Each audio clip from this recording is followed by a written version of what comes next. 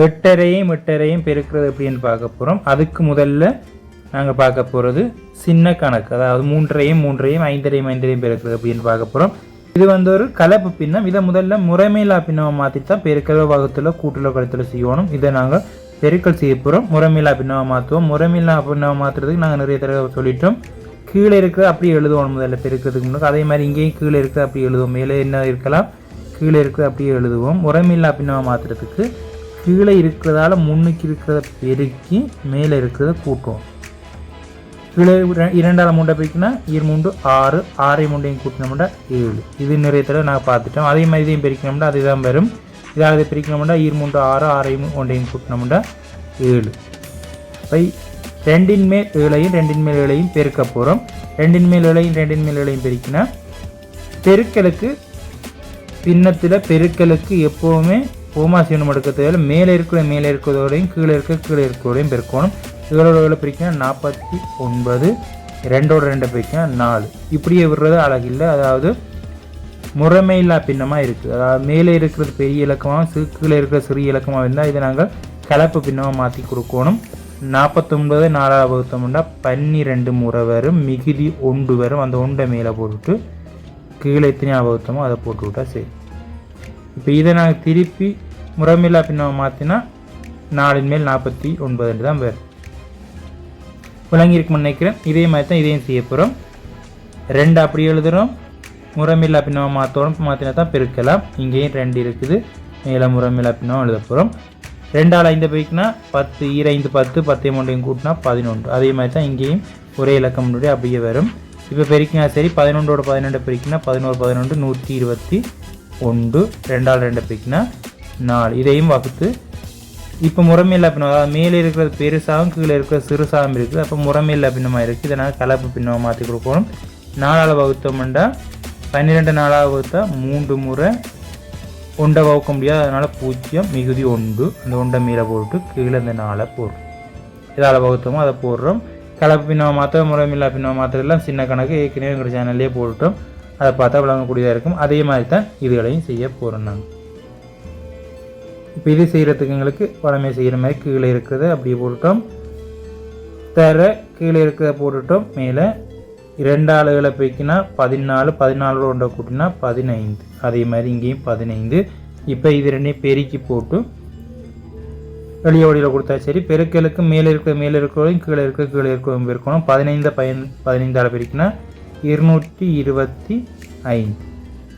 2 பெருக்கினா 4. இப்போ இதை சுருக்கி கொடுத்தா சரி. 22 4ஆல் வகுத்தா 5, 25 முறை இதுக்கு வரும். 4ஆல் சுருக்கினோம்னா 5 முறை இதுக்கு வரும். 25 4ஆல் சுருக்கினோம்னா 6 முறை வரும். மிகுதி 1 வரப்போகுது. அப்படி சுருக்க முடியாது. அதனால் 56 மிகுதி 1. 56 மிகுதி 1. அந்த மிகுதியை கீழே போட்டு இதால் வகுத்தோமோ அதை போட்டு விட்டா சரி. இதே மாதிரி நாங்கள் இந்த கேள்வி முக்கியமான கேள்வி. சின்ன கேள்வி இவ்வளோ செய்தபடியே இது பெரிய கேள்வி வேண்டி இல்லை. ஆனால் பெருக்கலுக்கு முக்கியம். இப்போ அதை எப்படி செய்யறேன்னு பார்ப்போம். நாங்கள் கீழே 2 தான் 2 மேலே பெருக்கல் கீழே 2 தான் மேலே போடுறது. 2ஆல் 8 பெருக்கினா 8 16, 16ஓட 1 கூட்டினா 17. அதே மாதிரி இங்கேயும் 17 தான் வரப்போகுது. இப்போ நாங்கள் எல்லாம் செய்த மாதிரி தான் இதையும் செய்ய போகிறோம். என்ன 17ஆம் வாய்ப்பாடு தேவை அல்லது 17 வர்க்கம் தேவை. 17ஆம் வாய்ப்பாடு தேவை அல்லது 17 வர்க்கம் தேவை.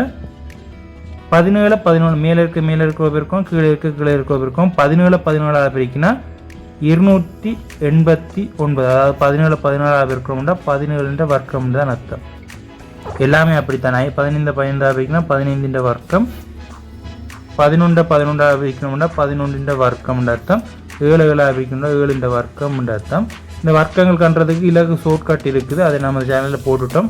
2 பார்த்துக்கொள்ளுங்க. அதே மாதிரி 2 2ஆல் பெருக்கினா 2 வர்க்கம் 4.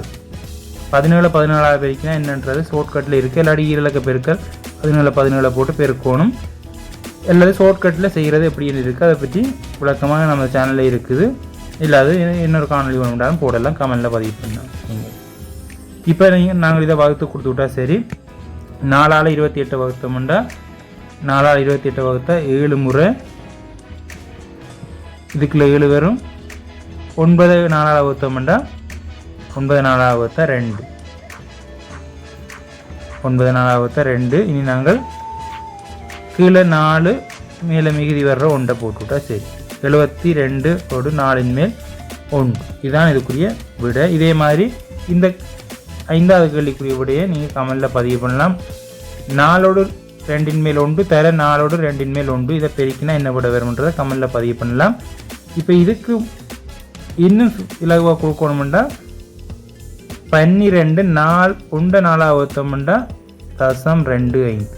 அதாவது 1 4 வகுக்கணும். இதை வகுத்து எப்படி தசத்துலேருந்து தசம வகுத்தெல்லாம் இருக்குது, அதை பார்க்கணுன்றா பார்த்துக்கொள்ளுங்க.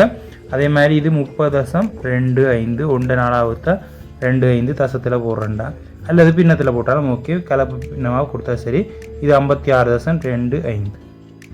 அதே மாதிரி இது வந்து 72.25.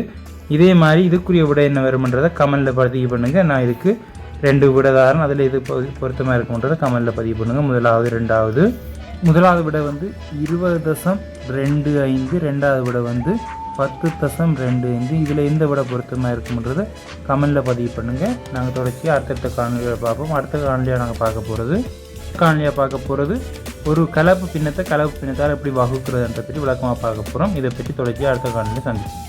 நன்றி.